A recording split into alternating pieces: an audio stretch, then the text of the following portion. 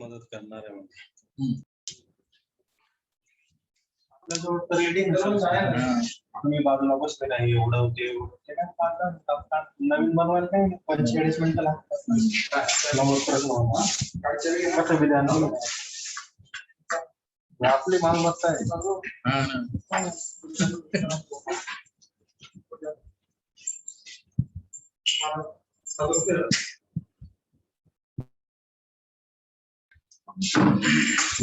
चलो good morning. आवाज आ रही है बेटा सबको?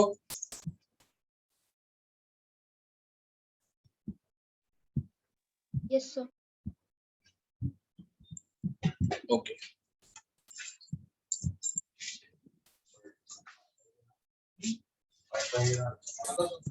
ठीक है, चलो ज्वाइन हो जाओ सब लोग। अभी अपने कितने चैप्टर हो गए बेटा? फर्स्ट लेक्चर से कौन अटेंड कर रहा है? शायद प्रणव है, वैष्णवी, विपुल है। कितने चैप्टर्स हो गए विपुल? 1 2 3 4 4 शुरू है। ये फोर्थ शुरू है। सबसे पहले अपन ने लिया था cell the unit of life, thereafter cell cycle, cell division, then digestion, absorption. It's a fourth chapter, that is biological classification. और इसके बाद अपन नया चैप्टर और एक ह्यूमन फिजियोलॉजी का चैप्टर स्टार्ट करेंगे। अभी नहीं, ये खत्म होने के बाद पहले तो ये खत्म करते हैं, उसकी शीट डिस्कस करते हैं, फिर अगला चैप्टर अपन लेंगे और एक ह्यूमन फिजियोलॉजी का चैप्टर, एक्सक्रीशन एंड ऑस्मोरेगुलेशन, है ना? चलो ठीक है, 8 ही पार्टिसिपेंट्स है, लेकिन कंटिन्यू करते, टाइम तो हो गया लेक्चर का। ठीक है बेटा। सो कल के लेक्चर में हमने किंगडम प्रोटिस्टा के बारे में देखा। अब आज अगला किंगडम अपन डिस्कस करते बेटा, दैट इज थर्ड किंगडम, और वो है बेटा kingdom fungi. Yes, so third kingdom, that is the kingdom fungi. So ये जो फंगल मेंबर्स होते हैं बेटा, इनमें अगर हम देखें तो ये एक ही ऐसा किंगडम है, इसमें यूनिसेलुलर और मल्टीसेलुलर दोनों ऑर्गेनिजम्स आते बेटा। इसके पहले हमने 2 किंगडम डिस्कस किए, मोनेरा, प्रोटिस्टा। वो दोनों कैसे थे बेटा? यूनिसेलुलर मेंबर थे ना वो, बराबर कि नहीं? अब अपन स्टडी कर रहे हैं फंजाई, और इसके बाद अपन स्टडी करेंगे प्लांटी और एनिमलिया। तो प्लांटी और एनिमलिया जो है, ये दोनों मेंबर मल्टीसेलुलर रहेंगे। इसके पहले दोनों किंगडम यूनिसेलुलर थे, अब ये जो फंजाई है ये यूनिसेलुलर भी है, मल्टीसेलुलर भी है। ठीक है, तो फर्स्ट पॉइंट अपन उसमें ये कह सकते बेटा, that they are unicellular as well as multicellular also. हाँ, अगर इसमें ऐसा आता है कि most of the members are, तो उसके मोस्ट ऑफ जो मेंबर्स है वो मल्टीसेलुलर होते बेटा। अब इसमें ये जो यूनिसेलुलर मेंबर्स होते हैं, these unicellular members are called as, तो इसको अपन क्या नाम देंगे बेटा? इसको अपन कहेंगे ईस्ट। इसका नाम सब लोगों ने सुना होगा, बेकरी में यूज होता है ना, ब्रीवरीज में भी वो यूज होगा। और मल्टीसेल्युलर जो मेंबर्स है, इन मल्टीसेल्युलर मेंबर्स को कहा जाता है बेटा फिलामेंटस अल्गी। ऐसा word, sorry, fungi, filamentous fungus, है ना? तो ये फर्स्ट फीचर हो गया। ओके, नेक्स्ट आगे फंगल मेंबर जो है ये क्या रहेंगे बेटा? They are eukaryotic. यूकैरियोटिक है, इसका मतलब न्यूक्लियस तो वेल डेवलप होगा बेटा, बराबर कि नहीं? देन अब आप लोग मुझे बताओ, जबकि cell the unit of life chapter आपका हो चुका है बेटा, यूकैरियोट्स में सेल ऑर्गेनेल्स प्रेजेंट होते हैं या एब्सेंट होते हैं, बताओ।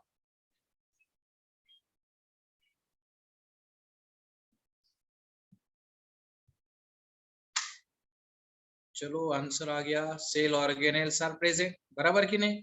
तो सिमिलरली जो फंगल मेंबर्स है बेटा, इनमें सेल ऑर्गेनेल्स रहेंगे लेकिन प्लास्टिड नहीं रहेगा बेटा। Plastid is absent. प्लास्टिड जिसका मेन टाइप होता है बेटा क्लोरोप्लास्ट, बराबर कि नहीं? क्लोरोप्लास्ट उसका मेन टाइप होता है, तो वो वहां पे एब्सेंट है। बाकी प्लास्टिड छोड़ दे तो सभी सेल ऑर्गेनेल फंगल मेंबर्स में प्रेजेंट बेटा। अगर प्लास्टिड रहते थे तो किंगडम फंजाई ऑटोट्रॉपिक हो जाता था, लेकिन सभी जो फंजा है वो हेटेरोट्रॉपिक है बेटा, बराबर कि नहीं? सो आगे कंटिन्यू करते हैं। So in this membrane bound cell organelles, okay, membrane bound cell organelles are present, but एक ही एक्सेप्शन रहेगा बेटा उसमें, एक्सेप्ट चाइस्मेटा। बस उसमें चाइस्मेटा नहीं होगा बेटा, बाकी सब उसमें रहेगा। Sorry except plastid. अभी ऐसा होता है बेटा, बीच बीच में देखो मेरा क्रॉसिंग ओवर चल रहा है तो ये चाइस्मेटा इधर आ गया, ये चाइस्मेटा नहीं, ये प्लास्टिड है ना। सो उसमें प्लास्टिड नहीं रहेगा, इस वजह से वो क्या है बेटा, हेटेरोट्रॉपिक मेंबर्स है। Next, then there cell wall is made up of, बताओ बेटा फंजाई की सेल वॉल किससे बनती है? सी से स्टार्ट होता है उस शुगर का नाम, एनीवन?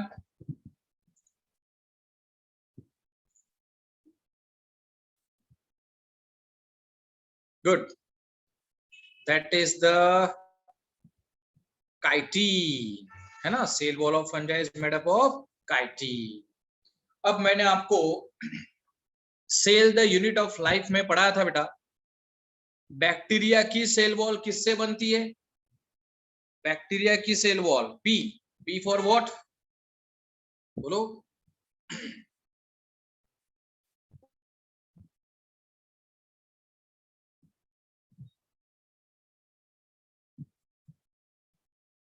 बोलो बेटा फटाफट।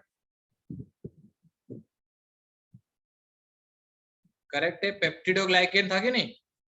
तो बैक्टीरिया की जो सेल वॉल है उसमें पेप्टिडोग्लाइकेन है और फंजाई की सेल वॉल में काइटीन है। एक बार क्वेश्चन ये पूछा गया था बेटा, what is the common between the cell wall of bacteria and fungi? Bacteria की सेल वॉल में और फंजाई की सेल वॉल में क्या कॉमन है? अब हमें तो ऐसा दिया है बेटा कि इसमें काइटिन, इसमें पेप्टिडोग्लाइकेन है, इसके लिए आपको थोड़ा बायोमोलिकुलर जो स्ट्रक्चरल कंडीशंस है उसकी वो पता होना जरूरी बेटा। कैसे? आदित्य का आंसर है ग्लूकान्स। ओके, बता दो बेटा। देखो ये जो पेप्टिडोग्लाइकेन है ये हेटेरोपॉलीसैकेराइड है बेटा। हेटेरोपॉलीसैकेराइड है मतलब उसमें दो शुगर्स होती है, एक NAG है और एक NAM है बेटा। हाँ, NAG मतलब N एसिटिल ग्लूकोजामाइन और NAM मतलब N एसिटिल म्यूरेमिक एसिड, ठीक है ना बेटा। और ये जो काइटिन है ना, ये होमोपॉलीसैकेराइड होता है बेटा। होमो मतलब एक ही टाइप की शुगर उसमें होती है, तो एक ही टाइप की शुगर है मतलब क्या है बेटा, दैट इज NAG, सिंपल है। एक ही टाइप की शुगर है NAG, वो काइटिन, और दो टाइप की शुगर है मतलब बेटा वो पेप्टिडोग्लाइकेन, NAG NAM। तो दोनों में कॉमन क्या हो गया बेटा? वंस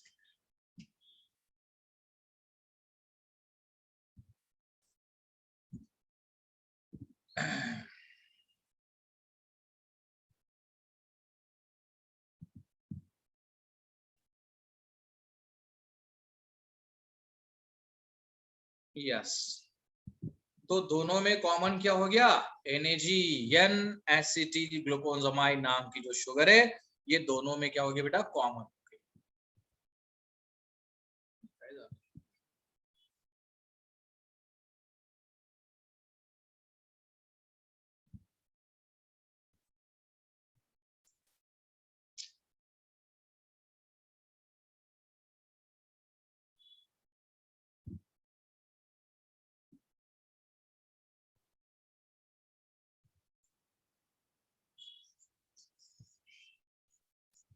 चलो ये रफ कर देता हूँ मैं अभी। नेक्स्ट,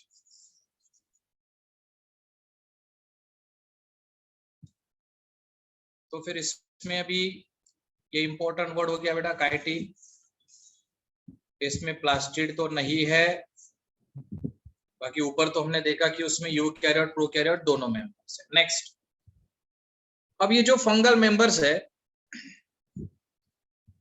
दे आर हेटेरोट्रॉपिक, ठीक है ना, सभी के सभी जो फंगल मेंबर्स है वो हेटेरोट्रॉपिक है। उस हेटेरोट्रॉपिक में भी अपन दो ग्रुप उसके कर सकते बेटा। तो दो ग्रुप मतलब कैसे, हेटेरोट्रॉप वो है, हाँ, some of the members of the fungi are parasitic, पर पैरासाइटिक का मीनिंग आपको पता है, which derive their nutrient from another living, है ना, दूसरे लिविंग से वो फूड लेगा बेटा, वो पैरासाइटिक। देन पैरासाइटिक के बाद अगला क्या है बेटा, some of the fungal members, some of the नहीं, उसको मोस्ट ऑफ द मेंबर्स अपन कह सकते बेटा, दे आर सैप्रोट्रॉपिक। तो बेटा सैप्रोट्रॉपिक है मतलब डेड मैटर पे वो फीड करेंगे, इसलिए बेटा फंजाई को अपन डीकंपोजर में ऐड करते, बराबर कि नहीं, तो सैप्रोट्रॉपिक वो हो गए।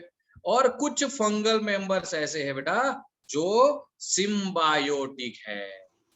अब शायद किसी को ये सिम्बायोटिक का मीनिंग पता होगा, आई थिंक पता होना चाहिए, कहीं ना कहीं आप लोगों ने पढ़ा होगा बेटा सिम्बायोटिक के बारे में, है ना। तो वो सिम्बायोटिक क्या है वो मैं आपको बता, सिम्बायोटिक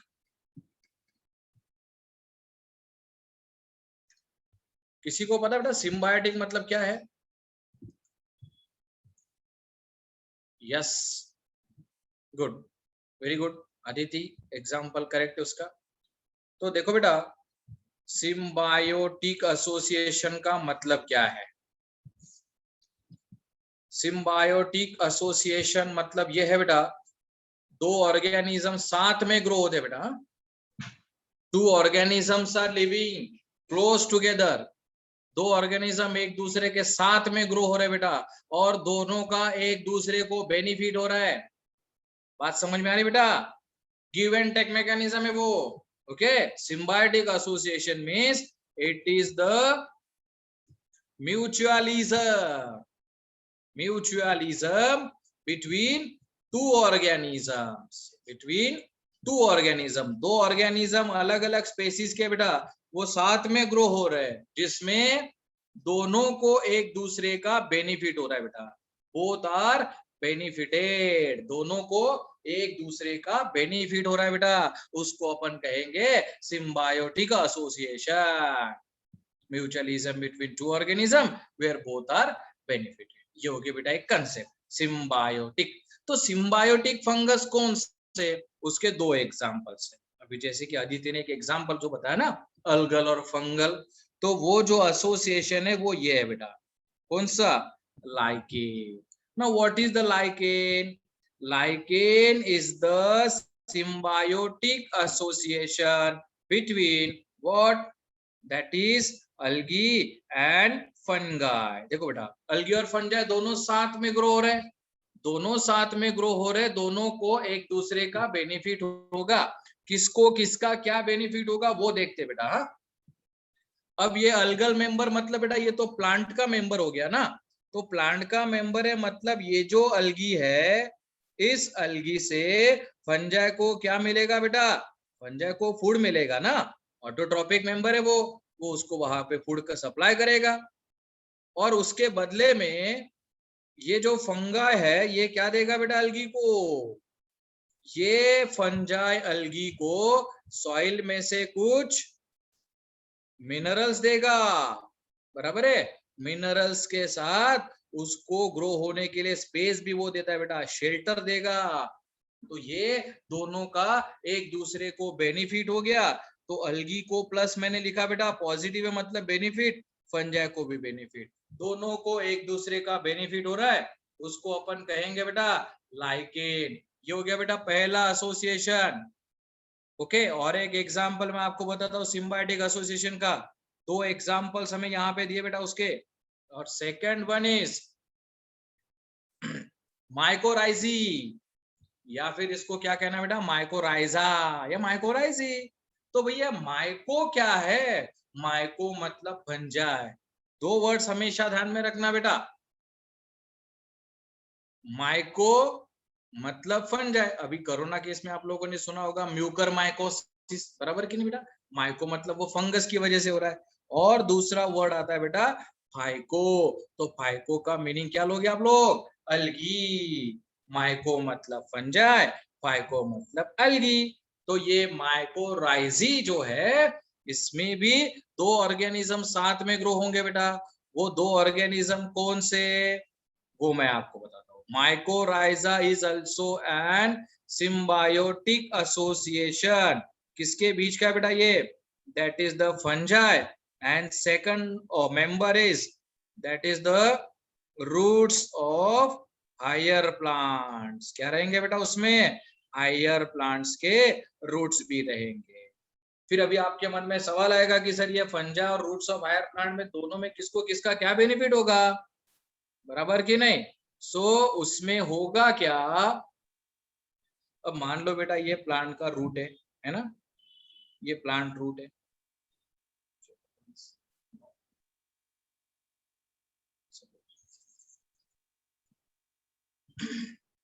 ये दो प्लांट्स के रूट्स में यहाँ पे निकाल रहा हूं बेटा।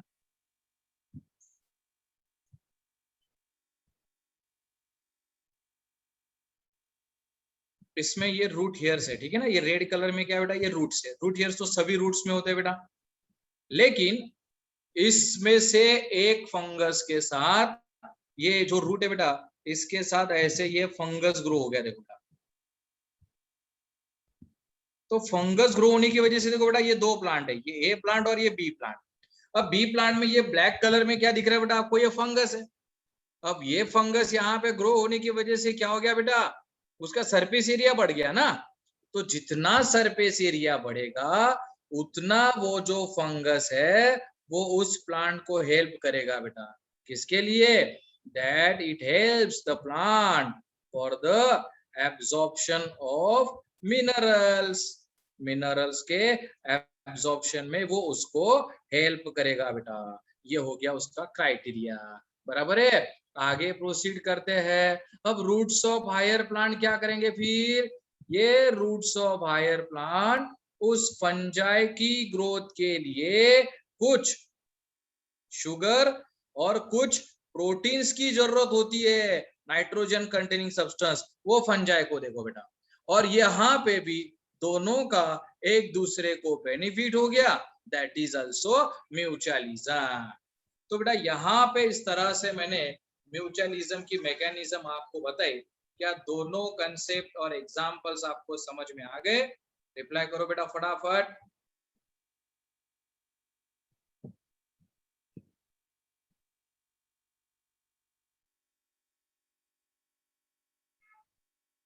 भाई बस दो चार ही लोग रिप्लाई कर रहे हैं, बाकी जनता जनार्दन चलने दो सर तुम्हारा शो, हम तो बस ऑडियंस है, देखते रहेंगे।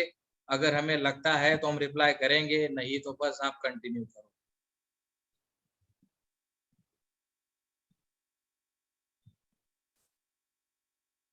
चलो इधर अभी आयुष, भाई तुम्हारा ये फर्स्ट लेक्चर है क्या आयुष? बाकी तो सपोज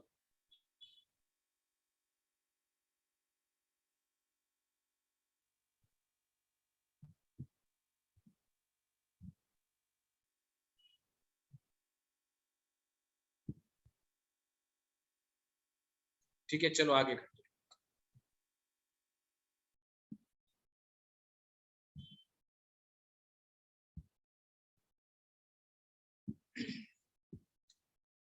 सो नेक्स्ट पॉइंट देखो बेटा, अभी फंजाई की सभी प्रॉपर्टीज अपन स्टडी कर। सो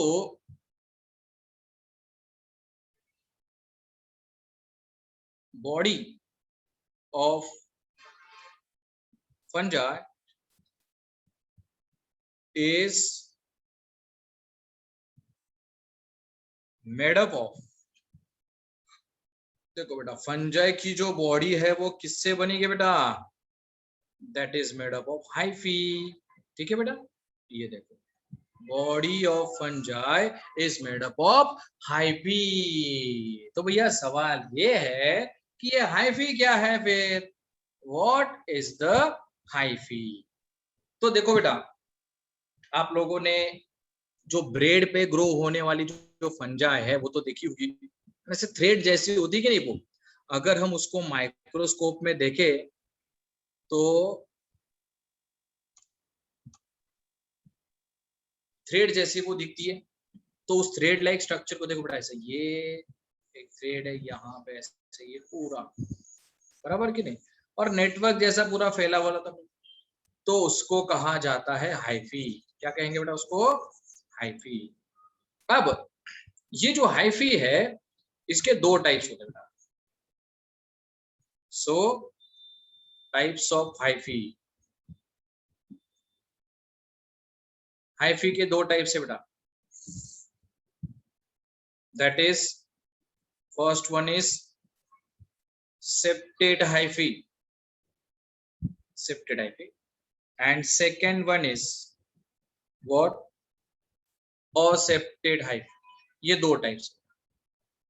तो फिर अब ये दोनों में क्या डिफरेंस है, व्हाट इज द डिफरेंस, चलो डिफरेंस देखते हैं बेटा। तो जो सेप्टेड हाइफी है, सेप्टा प्रेजेंट है बेटा उस हाइफी में, क्या है बेटा, सेप्टा है। तो फिर अभी सेप्टा है मतलब क्या है, देखो बेटा जो वर्ड इनको डिस्टिंग्विश कर रहा है, सेप्टा है ना, और इधर क्या है बेटा, असेप्टा।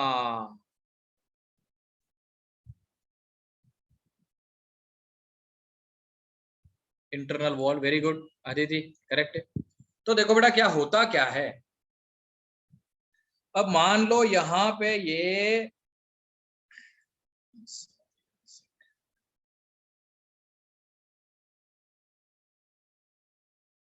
सपोज यहां पे ये मैंने हाइफी निकाला बेटा, और ये हाइफी के अंदर ये न्यूक्लियस है, बराबर है, और ये न्यूक्लियाई के बीच में, दोनों न्यूक्लियाई के बीच में ऐसी ये क्रॉस वॉल है बेटा, ठीक है, ये क्रॉस वॉल है। अब ये क्रॉस वॉल प्रेजेंट होने के, देखो बेटा ये जो क्रॉस वॉल है ना, ये वाली, इसके अंदर की जो वॉल है बेटा ये वाली, इस क्रॉस वॉल को कहा जाता है सेप्टा। तो जिस हाइफी में सेप्टा प्रेजेंट है बेटा, उसको मैंने नाम दे दिया सेप्टेड हाइफी, और जिसमें ये अब्सेंट है असेप्टेड हाइफी। तो इसमें सेप्टा होने के कारण ये जो सेप्टेड हाइफी है यूनि न्यूक्लिएटेड होती है बेटा, कंपार्टमेंट उसमें बन गए कि नहीं, यूनि न्यूक्लिएटेड, सिंगल न्यूक्लियस उसमें रहेगा। हेलो हेलो सर, बोलो हेलो। बोलो बोलो आयुष।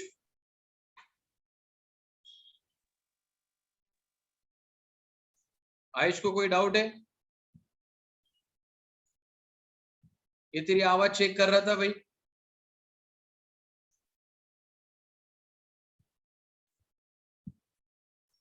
नहीं, ये तेरे लैरिंग्स को स्ट्रोक आया कुछ, कोई डाउट है आयुष।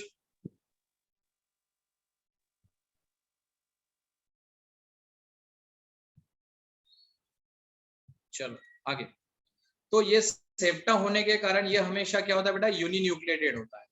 और असेप्टेड हाइफी मतलब देखो बेटा, यहाँ पे मैंने ये हाइफल थ्रेड निकाले हैं, और इनमें ये ऐसे ही बहुत सारे न्यूक्लियस रहेंगे, वो न्यूक्लियस डिवाइडेड नहीं है बेटा, है ना, तो उसको अपन कह सकते हैं दे आर मल्टी न्यूक्लिएटेड, बराबर कि नहीं बेटा। और ये जो मल्टी न्यूक्लिएटेड हाइफी है, इसके लिए ज्यादातर वर्ड एक यूज होता है बेटा, और वो वर्ड है सिनोसाइटिक हाइफी।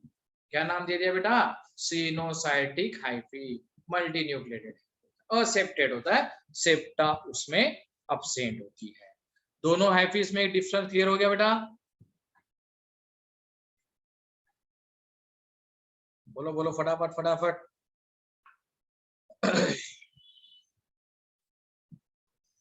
ओके चलो नेक्स्ट।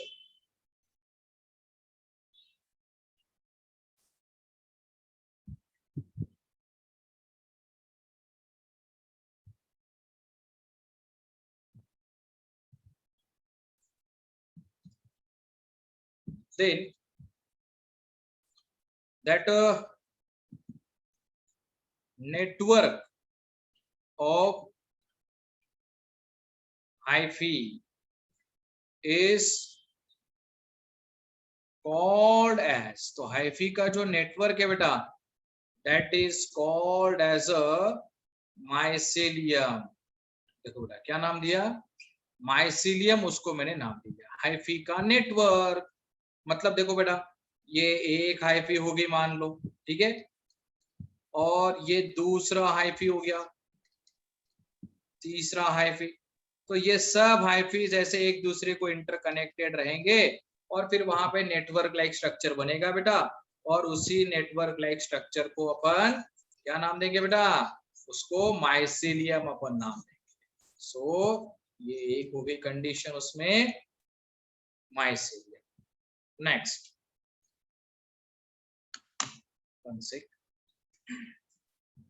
आगे कंटिन्यू करता हूं।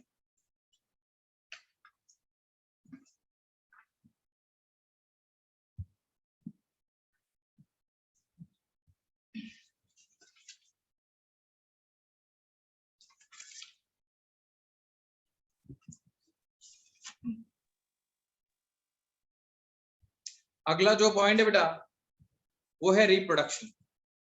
सो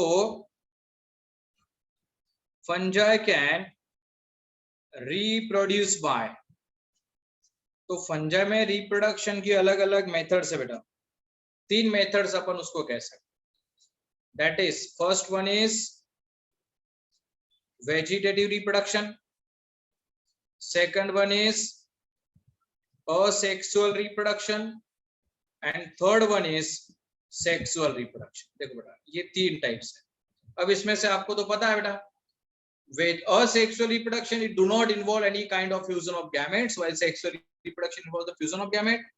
तो बेटा ये वेजिटेटिव क्या है, बराबर कि नहीं, वेजिटेटिव रिप्रोडक्शन मतलब क्या होगा, तो वेजिटेटिव रिप्रोडक्शन के भी कुछ एग्जांपल्स है, वो मैं पहले आपको बता दूंगा। जैसे कि उसमें सबसे पहला एग्जांपल है फ्रैगमेंटेशन, ओके। सेकंड एग्जांपल जिसमें आएगा बेटा वो है फिजन, और थर्ड एग्जांपल आएगा बर्डिंग।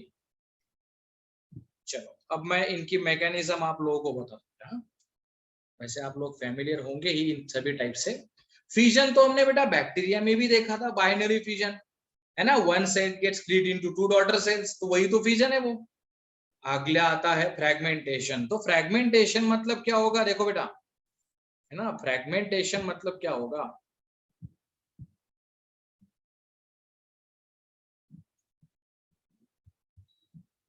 ये सपोज अभी एक पूरी कंटिन्यूअस बॉडी है, ऐसे सभी फिलहाल फ्रैगमेंट्स वहां पे प्रेजेंट है। अगर मान लो एक्सीडेंटली ये पेरेंट की बॉडी है, इस पेरेंटल बॉडी में से एक्सीडेंटली अगर एक फ्रैगमेंट यहां से कट हो जाता है बेटा, है ना, तो वो जो फ्रैगमेंट था वो यहां से कट हो गया। अब यही डिटैच फ्रैगमेंट पहले इलोंगेट होगा, न्यूक्लियर डिवीजन होगा, क्रॉस वॉल बनेगी, बिल्कुल डॉटर ऑर्गेनिज्म बन गया बेटा, और वो पेरेंट जैसा रहेगा। तो पेरेंट का एक सिंगल फ्रैगमेंट डिटैच हुआ और उसी डिटैच फ्रैगमेंट से ये बॉडी बन गई, और इसीलिए उसको बेटा अपन ने नाम दे दिया फ्रैगमेंटेशन, ठीक है ना। तो ये प्रोसेस हो गई। दूसरा बेटा बर्डिंग। बर्डिंग का कॉमन एग्जांपल अपन बार बार लेते हैं कि ईस्ट जो है, अब ईस्ट क्या बेटा यूनिसेलर है वो, ये मान लो उसकी नॉर्मल सेल है। अब जब ये मेटाबॉलिक एक्टिविटी करेगा तो इसकी साइज बढ़ जाती है बेटा। अब साइज बढ़ने की वजह से ये एक्स्ट्रा का जो स्ट्रक्चर है इसको अपन कहते हैं बर्ड। जैसे जैसे ये बर्ड ग्रो होते जाएगा बेटा, वैसे वैसे इसकी साइज बढ़ती जाएगी, यहाँ से डिटैच होगा, और फिर डिटैच होने के बाद ये देखो डिटैच होने के बाद उसी पेरेंट, वो जो बर्ड था उससे नया डॉटर ऑर्गेनिज्म बन गया जो बिल्कुल पेरेंट जैसा था, तो बर्ड से नया ऑर्गेनिज्म बन गया बड़ी।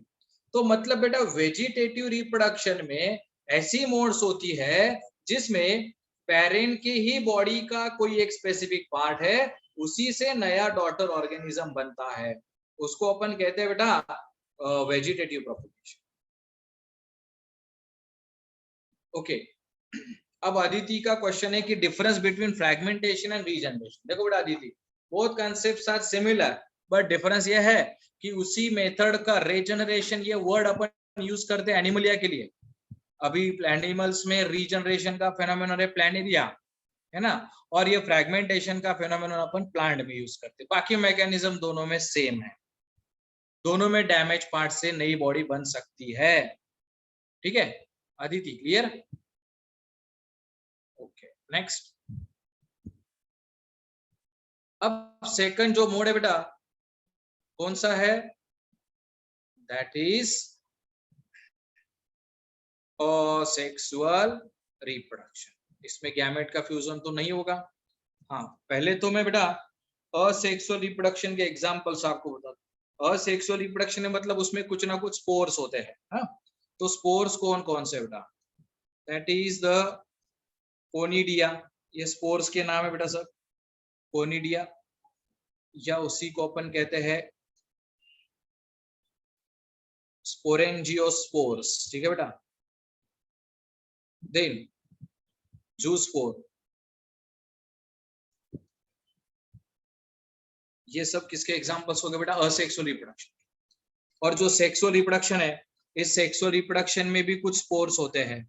उन स्पोर्स के एग्जांपल्स मैं बता दूं पहले। दैट इज द oospores, अस्कोमाइसीटी अगर है तो उसमें रहेगा बेटा अस्कोस्पोर्स, और बेसिडियोमाइसीटी अगर है तो उसमें रह जाएगा बेटा बेसिडियोस्पोर्स। ठीक है ना।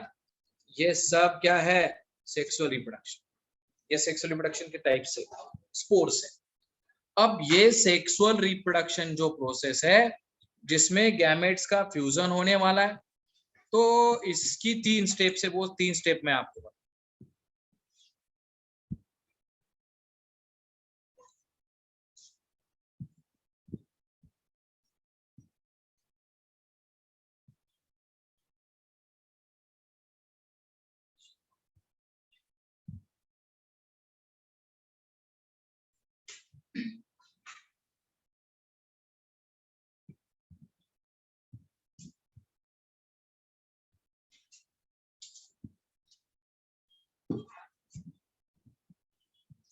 हे असं नेटवर्कमुळे होतं का सर? आता काहीच ऑपरेट होत नाही.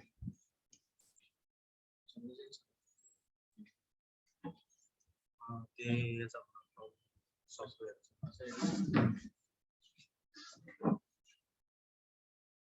ओके विपुल का क्वेश्चन है कि जूस स्पोर से कैसे रिप्रोडक्शन होगा. चलो वो सब बताता हूँ बेटा. ठीक है. अब इसमें ये तीनों रिप्रोडक्शंस के जस्ट एग्जांपल मैंने बताया. ठीक है. अब तीनों की स्टेप्स मैं बता दूंगा.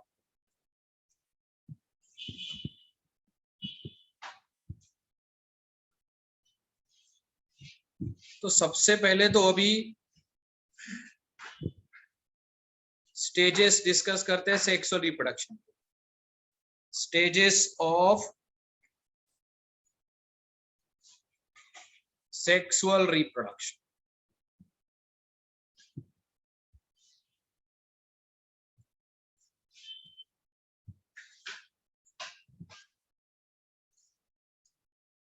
सो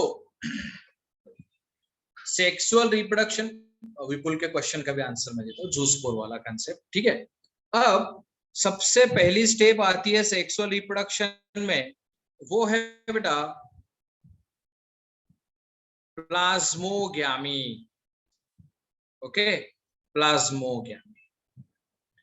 सेकंड स्टेप है उसमें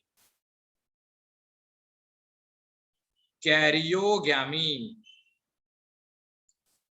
ठीक. और जो थर्ड स्टेप है वो है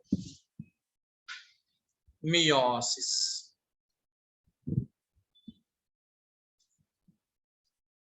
थर्ड स्टेप आ जाएगी बेटा उसमें मियोसिस. चलो अब इन तीनों में क्या डिफरेंस है, तीनों स्टेप्स के थ्रू सेक्सुअल रिप्रोडक्शन कैसे होगा वो अभी अपन यहाँ पे डिस्कस करते हैं. तो सबसे पहली स्टेप देखो प्लाज्मोग्यामी. पहले मैं डेफिनेशन आपको बता दूं. सिंपल प्लाज्मोग्यामी का मतलब क्या है? It is the process of fusion of protoplasm of gametes. जो दो गैमेट जो होंगे उनके प्रोटोप्लाज्म का फ्यूजन होगा। तो बेटा मुझे ये बताओ what is the protoplasm? Cell the unit of life में तो पढ़ा होगा मैंने। प्रोटोप्लाज्म क्या है बोलो?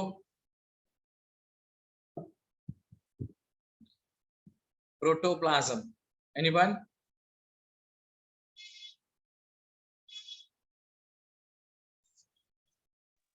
Sir, the बोलो। cell includes cytoplasm, nucleus, and all cell organelles. So togetherly it is called as protoplasm.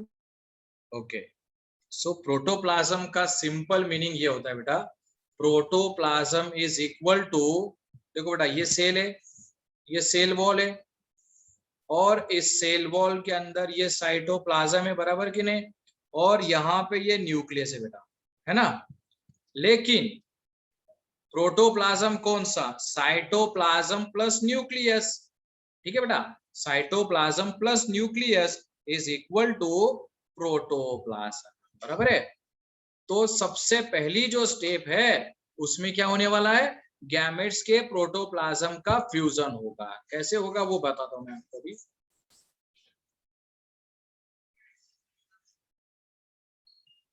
तो दो गैमेट्स, तो दोनों गैमेट मोटाइल भी हो सकते हैं, नॉन मोटाइल भी हो सकते हैं। तो देखो बेटा, ये मेल गैमेट का हाइफी है, ये उसका न्यूक्लियस, और ये उसका साइटोप्लाज्म हो गया, ठीक है बेटा? और इसके साइड में ये फीमेल गैमेट का हाइफी है, ये उसका न्यूक्लियस, ये उसका साइटोप्लाज्म, ठीक है ना? This is male gamete hyphae, ये फीमेल गैमेट। अब फर्स्ट स्टेप में क्या बताया मैंने? सबसे पहली जो स्टेप है प्लाज्मोगैमी, उस प्लाज्मोगैमी में क्या होगा? देखो बेटा, अभी दोनों का प्रोटोप्लाज्म जो है उसका फ्यूजन हो गया। देखो बेटा, हाँ, अभी भी न्यूक्लियस का फ्यूजन नहीं हुआ है, उसमें न्यूक्लियस का फ्यूजन नहीं हुआ है बेटा। हाँ, बस ये कह सकते हैं अपन कि उसका जो साइटोप्लाज्मिक कंटेंट था वो वहां पे थोड़ा फ्यूज हो गया। ये देखो, ये फर्स्ट स्टेप हो गई। क्या ये कौन सी स्टेप हुई बेटा? प्लाज्मोगैमी। हाँ, अब कैरियोगैमी क्या है? कैरियन का मीनिंग तो आपको पता है, कैरियन मतलब न्यूक्लियस, बराबर कि नहीं? So karyogamy means it's a process of fusion of nucleus. दोनों न्यूक्लियस किसके? गैमेट्स के। दोनों गैमेट्स के न्यूक्लियस का फ्यूजन होगा। तो देखो बेटा, सेकंड स्टेप में चेंज क्या होगा? उसमें ये देखो,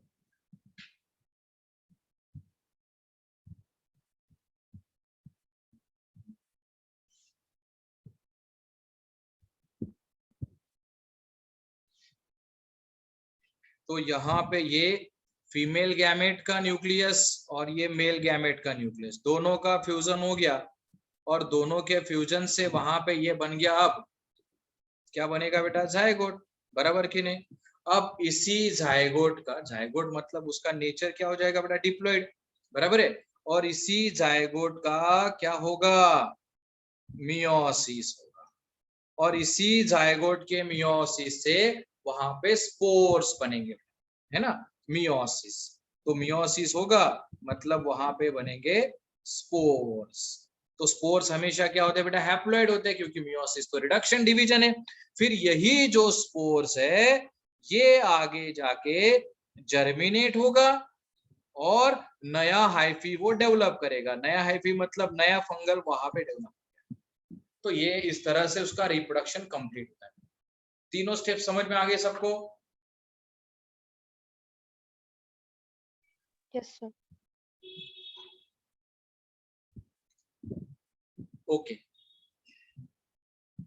फिर अभी जो स्पोर्स है, आप लोगों ने सेक्सुअल रिप्रोडक्शन में कुछ स्पोर्स के एग्जांपल लिखे थे बेटा, अस्कोस्पोर्स, बेसिडियोस्पोर्स, ऐसा कुछ लिखा ना आपने? तो वो क्लास, ये मैकेनिज्म तो दोनों में सेम रहे, क्लास में सब सेम है, बस डिफरेंस है कि वो अस्कोमाइसिटी में अगर ये स्पोर बनते हैं तो उसको अस्कोमाइसिटी, अस्कोस्पोर कहा जाता है। बेसिडियोमाइसिटी नाम के फंगस में वो डेवलप होते हैं तो उसको बेसिडियोस्पोर्स, बस बाकी मैकेनिज्म तो वही है। ओके, अब इसके बाद विपुल ने क्वेश्चन पूछा था कि जूस स्पोर्स कैसे रिप्रोडक्शन करेंगे वहां पे। तो बेटा जो सभी जो स्पोर्स होते हैं उनके कंपेरेटिवली जो जू स्पोर है उसमें यूनिक फीचर क्या है, ये जो जू स्पोर्स है, these are the spores which are motile like that of the animals. जू का मीनिंग क्या होता है बेटा, एनिमल लाइक। तो वो स्पोर्स एनिमल लाइक है, मतलब क्या होगा, देखो यहाँ पे ये फंगल बॉडी है, स्पोरेंजियम, इसको अपन स्पोरेंजियम कहेंगे बेटा, और यहाँ पे ये स्पोर्स है, जू स्पोर्स से तो ऐसे फ्लैजिलेटेड स्ट्रक्चर्स वहां पे रहेंगे बेटा। इसका बेनिफिट क्या है, सपोज ये जो स्पोरेंजियम है अभी, इस स्पोरेंजियम का डेहिसंस हो गया, डेहिसंस मतलब हो गया बेटा ब्रेकडाउन हो गया, सपोज ब्रेकडाउन हो गया तो ये जू स्पोर यहाँ से बाहर आएगा, तो वो मोटाइल होने के कारण यहाँ से वो मूव होके, मतलब जो ओरिजिनल हाइफी है यहाँ से दूर कहीं भी जाके वो वहां पे रिप्रोडक्शन कर सकता है। ठीक है, जो नॉर्मल स्पोर्स होते हैं उनके जैसे ही वो है, लेकिन उसमें बस मोटिलिटी स्ट्रक्चर प्रेजेंट होने के कारण उसको अपन जू स्पोर्स कहते हैं। ठीक है विपुल, कोई डाउट?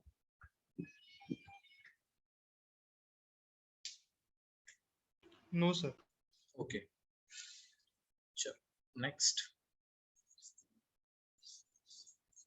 ये हो गया रिप्रोडक्शन के तीनों मोड्स, सेक्सुअल, असेक्सुअल और वेजिटेटिव।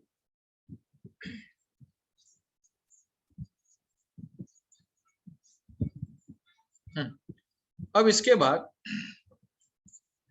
जो गैमेट्स है सेक्सुअल रिप्रोडक्शन में, उसके तीन टाइप्स है, गैमेट्स इन सेक्सुअल रिप्रोडक्शन। और वो तीनों गैमेट्स की जो कंसेप्ट मैं आपको बताऊंगा बेटा, वो आपको ध्यान में रखनी, वो आगे जाके प्लांट्स में भी उसका मीनिंग वही रहेगा। So gametes in sexual reproduction, सबसे पहला जो है गैमेट्स का type, that is isogamous condition. Second one is anisogamous condition and third one is oogamous condition. देखो बेटा ये हो गए तीन, आइसोगैमस, अनआइसोगैमस एंड ओगैमस। तो बेटा तीनों में क्या डिफरेंस, ये तो गैमेट्स की कंडीशन है, तीनों किसके टाइप है, सेक्सुअल रिप्रोडक्शन में ये तीनों कंसेप्ट आएंगे, तीनों में गैमेट्स का तो फ्यूजन होगा, लेकिन गैमेट्स का स्टेटस क्या है उसके बेसिस पे ये तीन टाइप्स। अब आइसो का मीनिंग तो आपको पता है बेटा, isogametes means it's a process of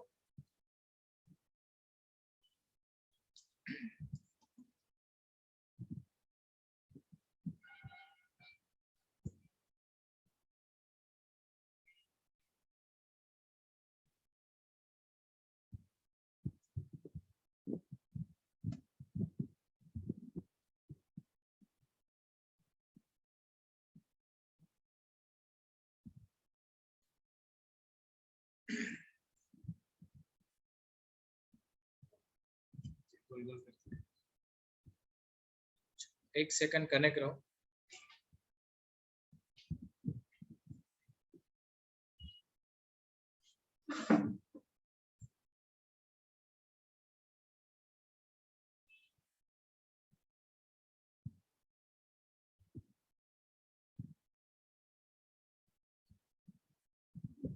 yes Aditya correct है,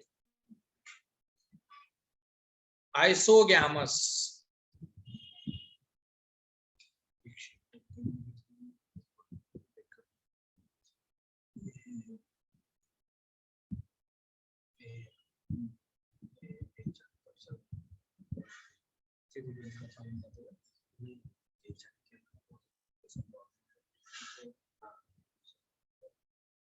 So isogamous means it is the process of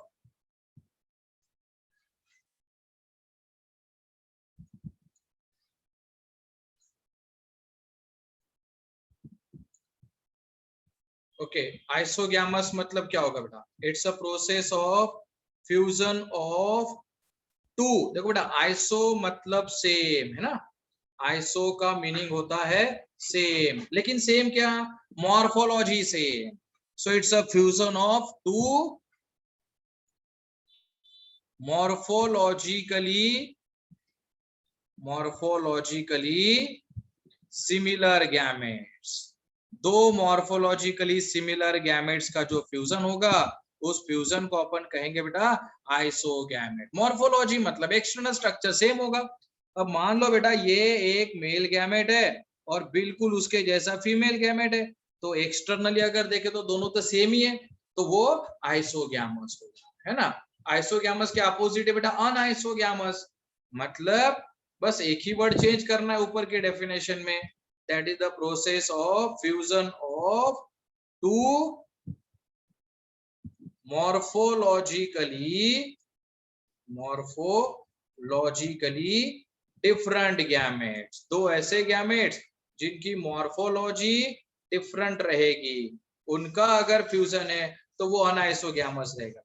अब मान लो ये एक गैमेट है और ये दूसरा गैमेट है, तो दोनों की मॉर्फोलॉजी अलग अलग होगी बेटा, दैट इज अनआइसोगैमी, है ना। और लास्ट जो टाइप है oogamous. Oogamous means it's a process of fusion of two physiologically different gametes. दो फिजियोलॉजिकली डिफरेंट गैमेट्स के बीच में ये फ्यूजन होगा बेटा। तो फिजियोलॉजिकली डिफरेंट मतलब क्या होगा? Physiologically difference means out of the two gamete one is motile and other one is non motile। तो ऐसी ये कंडीशन होती है बेटा जिसमें ये कैरेक्टरिस्टिक्स अपन यहाँ पे कह सकते हैं। तो हाँ, ये oogamous वाले मॉर्फोलॉजिकली सिमिलर भी हो सकते हैं, डिफरेंट भी हो सकते हैं, बट एक मोटाइल और एक नॉन मोटाइल है तो उसको अपन oogamous कहते हैं। तो ये तीनों गैमेट्स के टाइप समझ में आ गए बेटा सबको?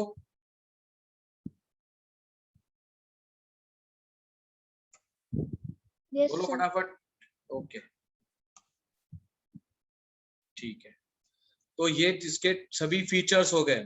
अभी कल के लेक्चर में अपन किंगडम फंजाई के क्लासेस के बारे में डिस्कस करने वाले बेटा, उसकी मॉर्फोलॉजी और उसमें रिप्रोडक्शन की कौन सी मोड है, उसके बेसिस पे फंगल पार्टनर्स को टोटल 4 क्लास में हम डिवाइड करते हैं। तो वो classes of fungi next lecture में कंटिन्यू करेंगे, ठीक है। फिलहाल यहाँ पे रुकते हैं, बाय।